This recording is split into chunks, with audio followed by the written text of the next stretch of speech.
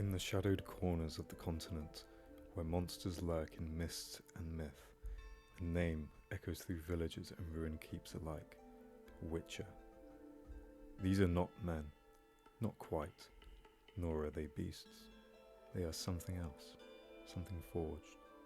But to understand the Witchers, we must go back, far back, to a time when the world was changed forever. I'm of course talking about the conjunction of spheres, a cataclysm ripped across reality, a cosmic alignment. This event merged multiple dimensions, unleashing chaos magic upon the world and flooding the continent with creatures from other realms, like ghouls, vampires, leshens, wraiths, monsters of nightmare. Humans, only newly arrived themselves, found this world hostile and cursed. But from the carnage rose a solution. In the 10th century, long before Cadwyn, Nilfgaard or Redania carved their borders into the land, a group of renegade mages, most notably Alzor and Cosimo Malaspina, attempted to solve the monster problem permanently. Their idea was as radical as it was horrific: create a new kind of human, one born to fight monsters. Through a combination of genetic experimentation, arcane rituals, and alchemical horror, they created the first witches, mutated monster hunters with powers no ordinary man can match. They were not knights, they followed no king, they hunted for coin, and they survived where others perished. To become a witcher was not a choice, it was a crucible. Boys, often orphans, slaves, or even stolen children, were brought to hidden strongholds. There, they were subjected to a sequence of rituals so dangerous that only a small fraction survived. These rites, known collectively as the trials, broke the body and rebuilt it. Let's examine one in each turn. First of all, the trial of grasses, the most infamous of all. In this phase, candidates are injected with a toxic mix of mutagens and alchemical brews designed to rewrite their physiology at a cellular level. This triggers violent fevers, seizures, vomiting, organ failure. Internal systems are forced to mutate. Many die screaming. But survivors awaken with superhuman strength, lightning reflexes, cat-like eyes with perfect night vision, and a significantly enhanced immune system. It is said that only 3 in 10 boys survive the trial of the grasses. Those who do are witches in body, if not yet in mind. If the grasses reshape the flesh, the trial of the dreams reshapes the mind. This phase exposes the candidate to hallucinogenic mushrooms, dream-inducing herbs, and magical suggestion. They face illusions, visions, nightmares pulled from their own fears. The intent is not to simply desensitize them to terror, it is to destroy their fear entirely. This trial also tests for latent magical aptitude.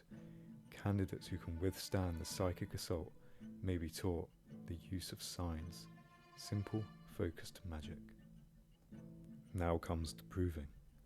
The mutated, the mentally broken candidate is left alone, stripped of guidance in the wild.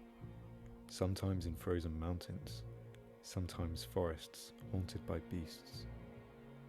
There, he must survive weeks, even months without aid, without food, with only his training and instincts. Many die, some are hunted, some go mad, but those who return, they are hardened and they are ready. The final phase, the shaping of a killer. Here, the boy is no longer a child, but not yet a witcher. He is drilled in swordplay, anatomy, alchemy, and combat reflexes for years.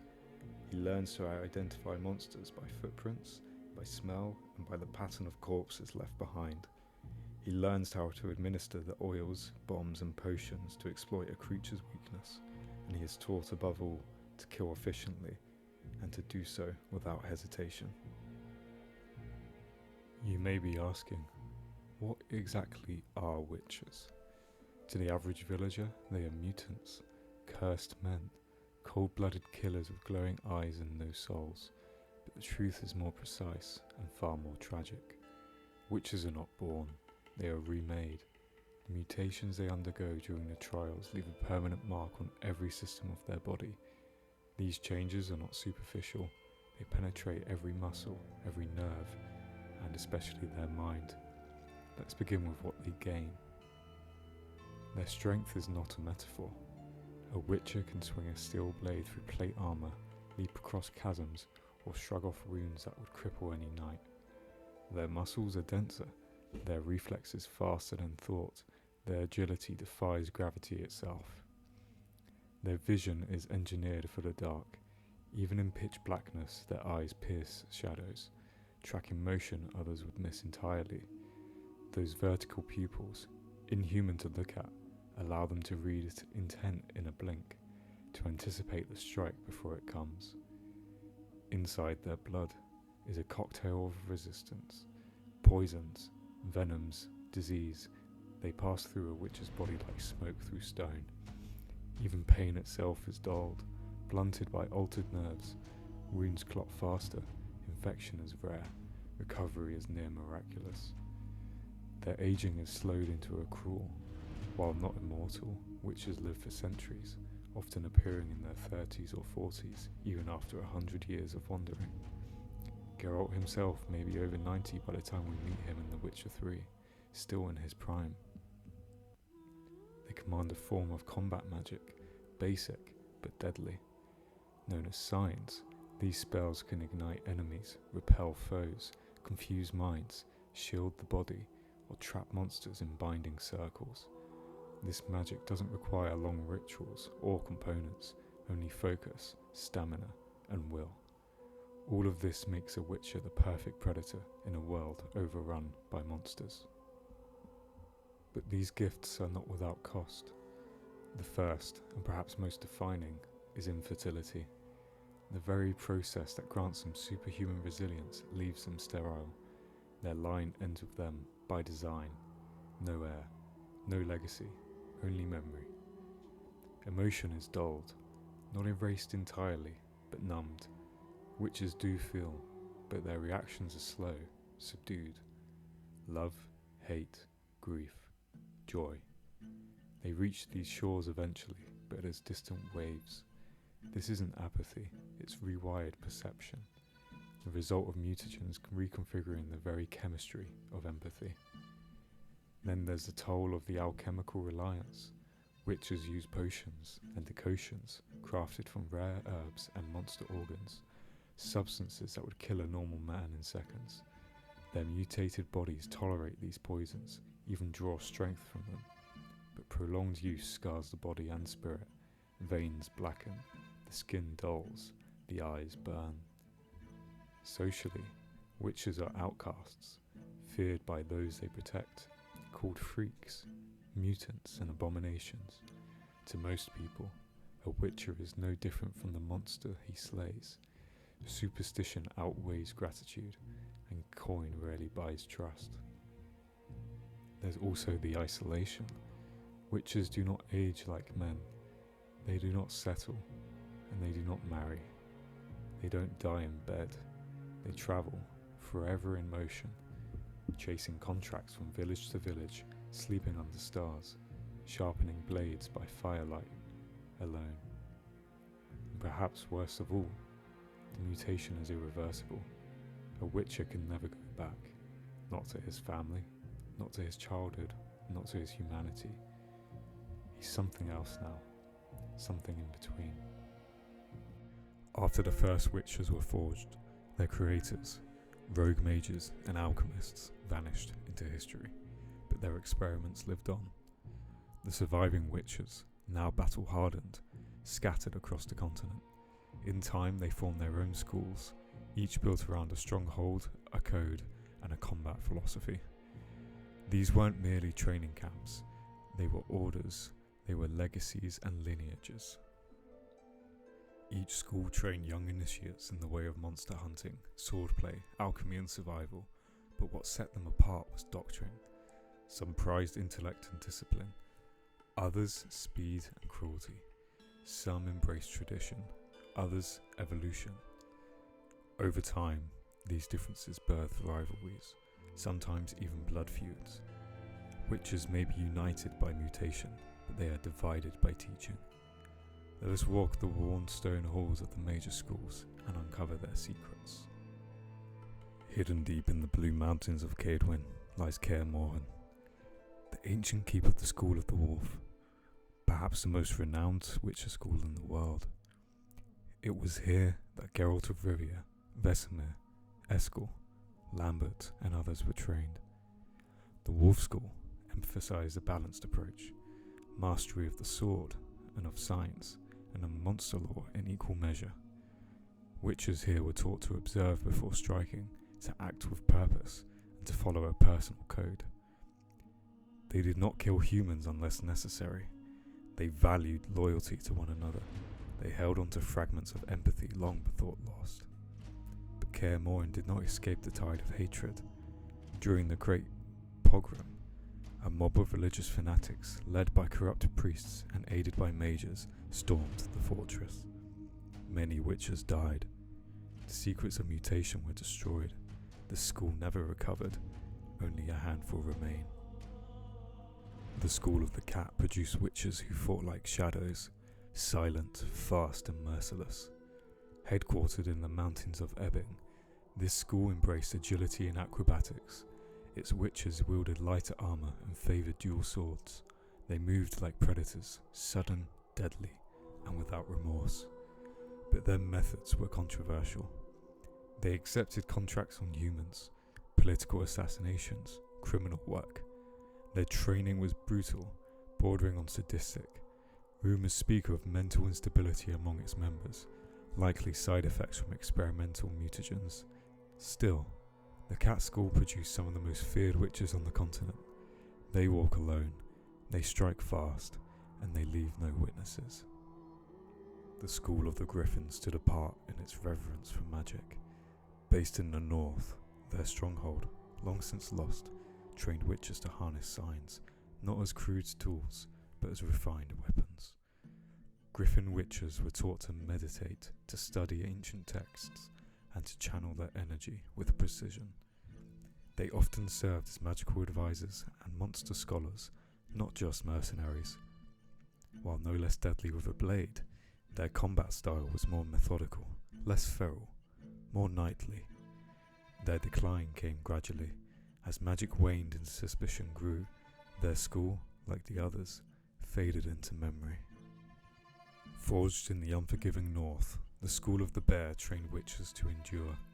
They wore heavy armor, wielded massive weapons, and weathered battles that would break lesser men. Their philosophy was one of brute resilience: face the monster head-on, break it, and survive.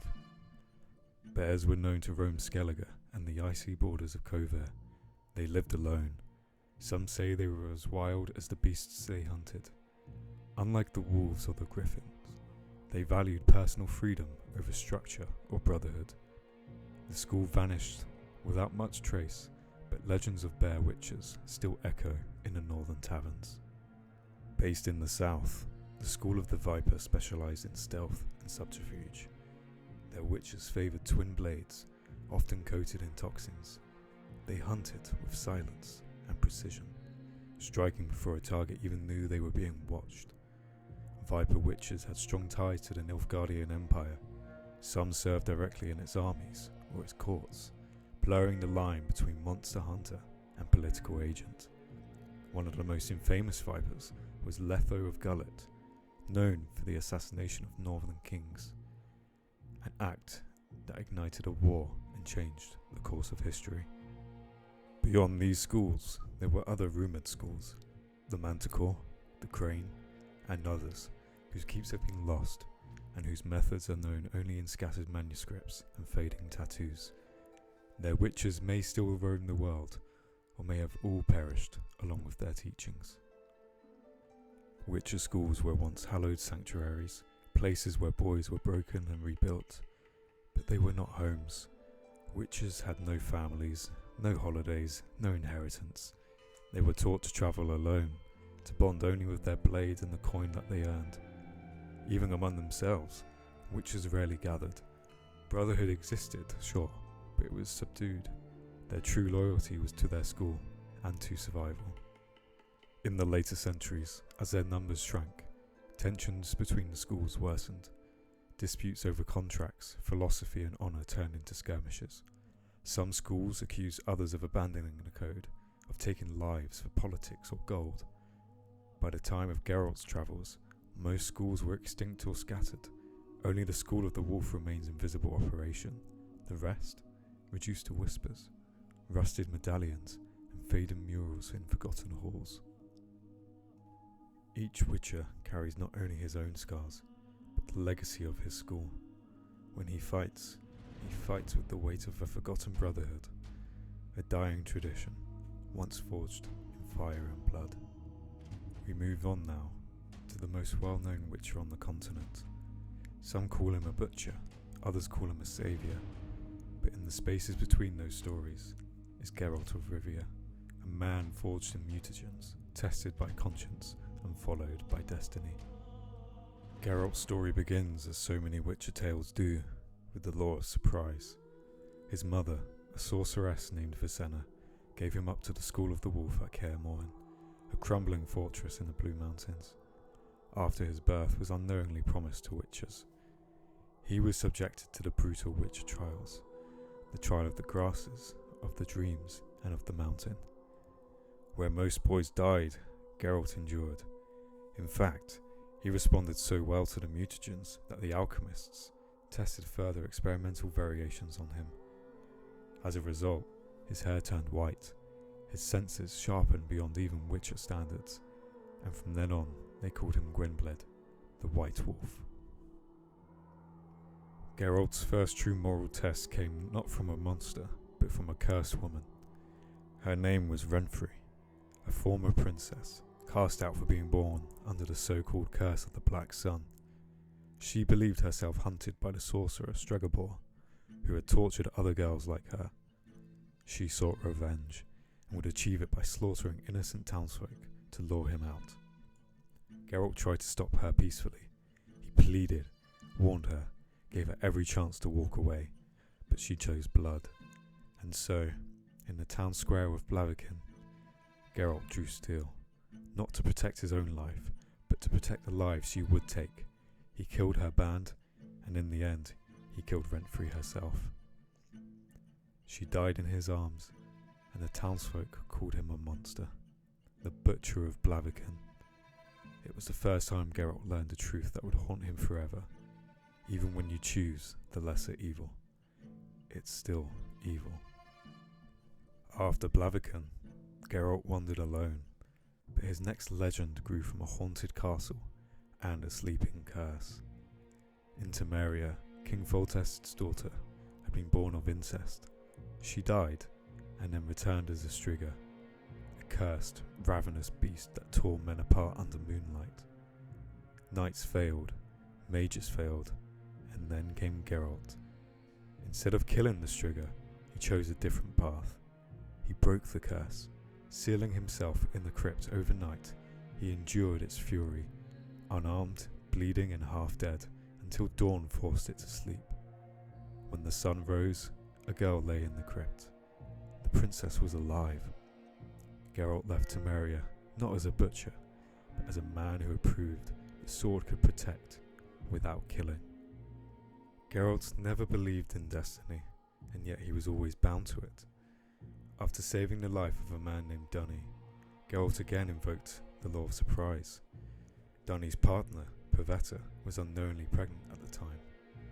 That child was Ciri, Princess of Cintra, bearer of ancient elven blood and heir to a power that could reshape the world. Years passed. Geralt tried to escape fate, but when Cintra fell to Nilfgaard, Ciri fled through war and forests into his arms. He trained her, raised her, and protected her from kings, mages and monsters, not because of destiny, but because she became his daughter. To Geralt, Ciri was not fate fulfilled, she was family found. Where Ciri was Geralt's daughter, Yennefer was his mirror, a powerful, prideful sorceress with a fierce will and a wounded heart. Yennefer was everything Geralt was not, ambitious, volatile, and intensely human. Their relationship was explosive, born of a djinn's wish, and reborn over and over through fire, pain, and impossible love. They broke each other, they healed each other, and though they were often apart, the bond between them was unbreakable. To Geralt, Yennefer was not just his lover, she was his equal, his anchor, and his storm. But what about friends? Few knew Geralt's deeds, but one man ensured the world would never forget them. Dandelion, poet, bard, womanizer, nobleman, followed Geralt across the continent, turning bloodshed into ballad, pain into poetry. Where Geralt walked in silence, Dandelion sang. Where Geralt hid from fame, Dandelion built it. He was a comic relief, but also conscience, a man who reminded Geralt that even killers need friends. Among those close to Geralt was the sorceress Triss Merigold, a skillful healer and a court mage of Temeria. She loved Geralt, and for a time he cared for her too, but the shadow of Yennefer never lifted. Still, Triss remained a loyal ally, helping Geralt in wars, caring for Ciri when others failed, and risking everything when politics turned deadly. She was part of Geralt's world, not because of love alone, but because she chose to stand beside him. Geralt never claimed to be a hero. He avoided politics, rejected the banners, killed only when coin demanded and when conscience allowed. But monsters wear many faces, and in time, Geralt saw more cruelty in men than in drowners. He hunted curses and spectres, vampires and ghouls, but what truly tested him were moral knots with no clean thread. To kill, to spare, to intervene, to walk away, every choice left a scar. By the time war tore the continent apart, Geralt had lived through massacres, betrayals, and prophecies. He had stood at the fall of kingdoms, and he had faced a wild hunt. He made friends of elves and enemies of kings, and yet, at his core, he remained a witcher. Not because of contract or curse, but because it was the only way he knew how to live. He was forged in pain, sharpened by loss, and defined by the people who loved him despite all of it. Geralt of Rivia, the White Wolf, the last good monster the world ever knew.